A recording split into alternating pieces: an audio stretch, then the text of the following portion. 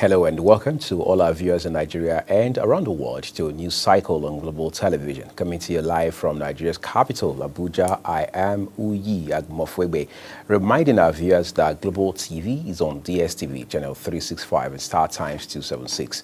You can download the Global TV Nigeria mobile app for Android and iOS devices to keep track of our 247 broadcast. The federal government says it will not directly invest in the establishment of a new national airline, but remains open to viable proposals from private or public entities, both local and international.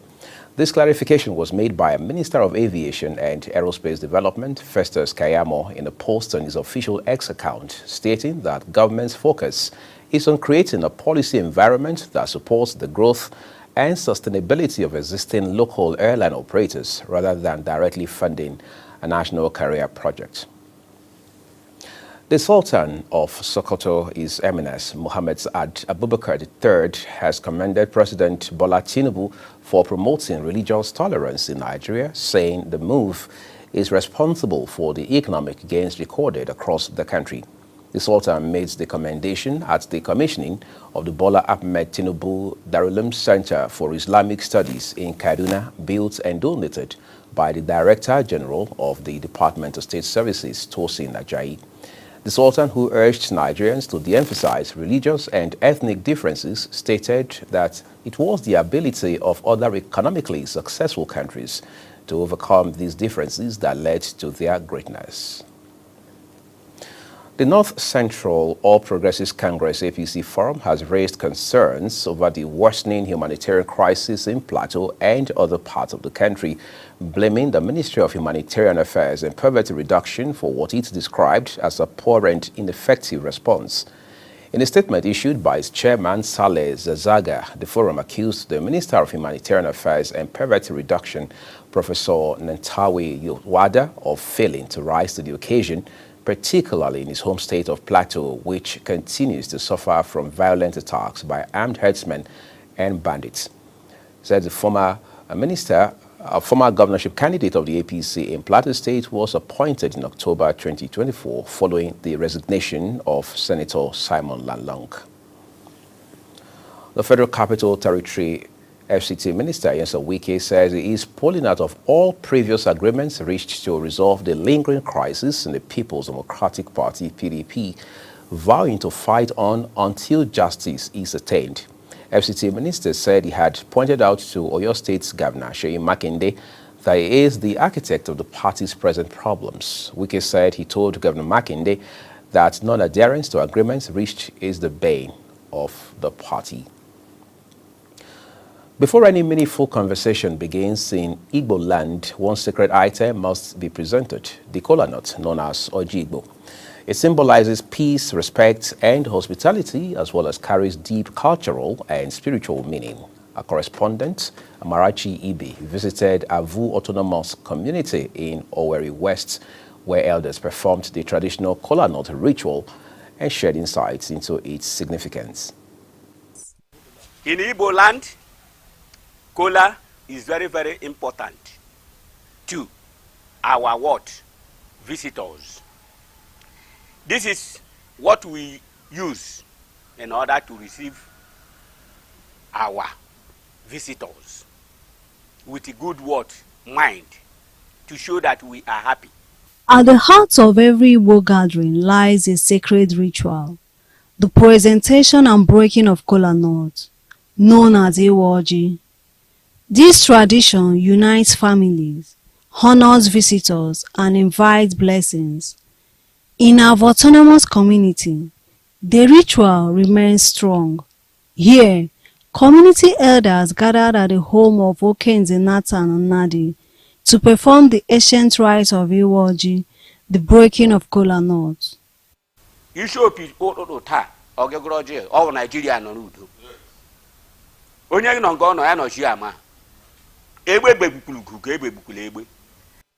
The ritual is deeply symbolic.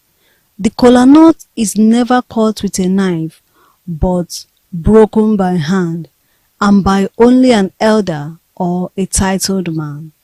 Once blessed, it is shared according to age and status. In most cases, a younger man distributes the pieces to those present.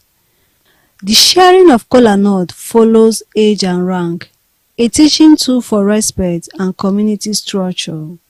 Women do not perform the breaking in line with the long-standing customs. Yes, according to our tradition, yes. Oji, that is kola, the native kola, precisely, have significant understandings. Like the one that I'm holding here is about 5 pieces. When you break it, it signifies numerous delivering of children. They differentiate the kola nut within the Igbo kola nut and that of the Oji Goro. We call it Goro by name. Now, Oji Igbo, normally we use hand in breaking it. We don't use any object in breaking it because it has its own separation. When you separate it, it identifies itself, the male side of it and the female side of the kola nut. There are concerns that the younger generation may forget its meaning. Elder Wadiegwu Amadi has this to say. From the elders, because we now as elders, we were youths before and we are now elders.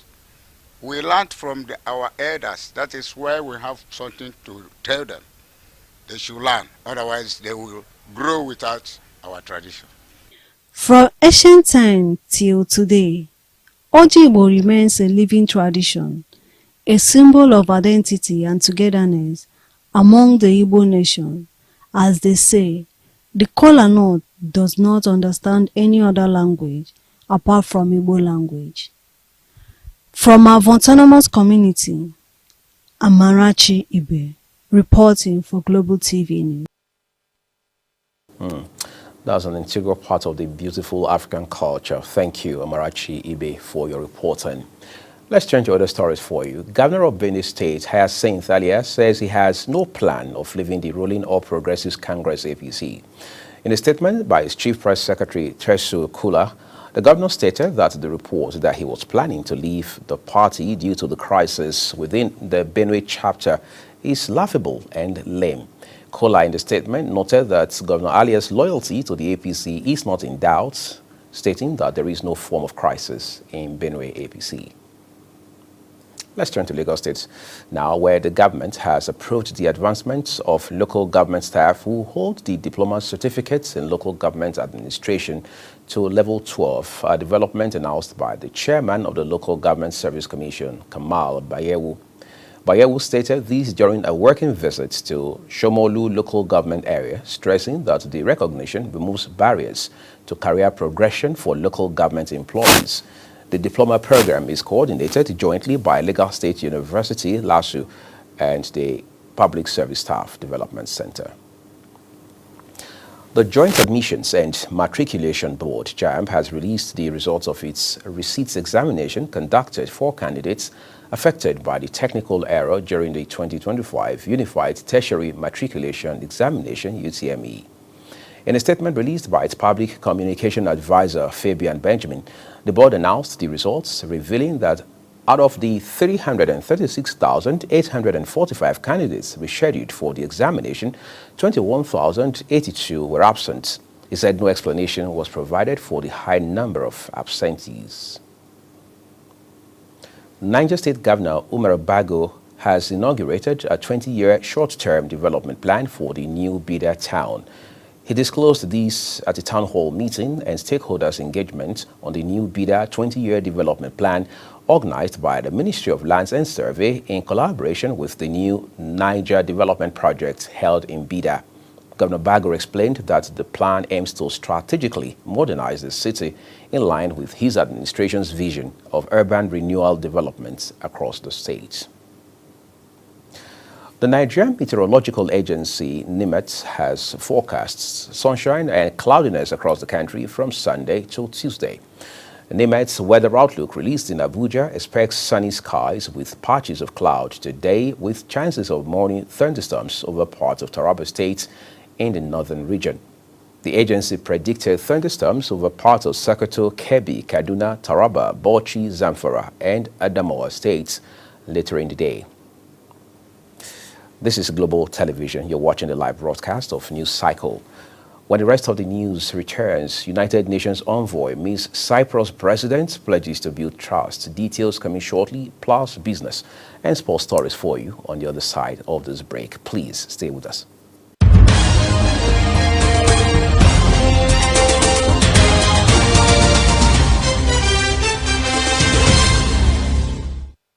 Do you know that Global Television can be watched in Nigeria and all over the world? Download the Global TV Nigerian mobile app for Android and iOS devices to watch Global Television real-time from around the world. What are you waiting for? Start downloading and stay connected to Global Television.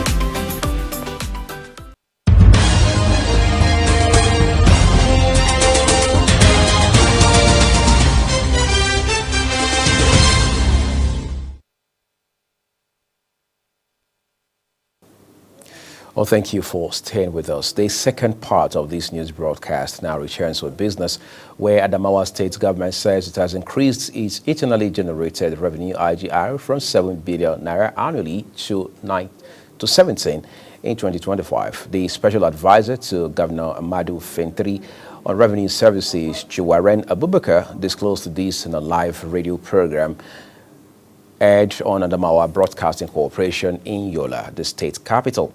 Abubakar stressed that upon Governor Fintri becoming the chief executive of the state in 2019, the state was securing 7 billion naira as annual revenue. Let's go to the power sector now, where chairman of Mojek, a leading meter manufacturer in sub-Saharan Africa, Mojisola Abdul, has commended President Bola Tinubu's Nigeria First policy, which bans importation of products that could be produced locally. In a statement, Abdul described the policy as a bold and visionary move that signals a new dawn for Nigeria's industrial and economic advancement. Speaking on the policy, which prioritizes the patronage of locally manufactured goods and services, specifically in government procurement, Abdul stated that President Tinubu's Nigeria First policy is a strategic and transformative initiative that will unlock the vast potential of Nigerian industries.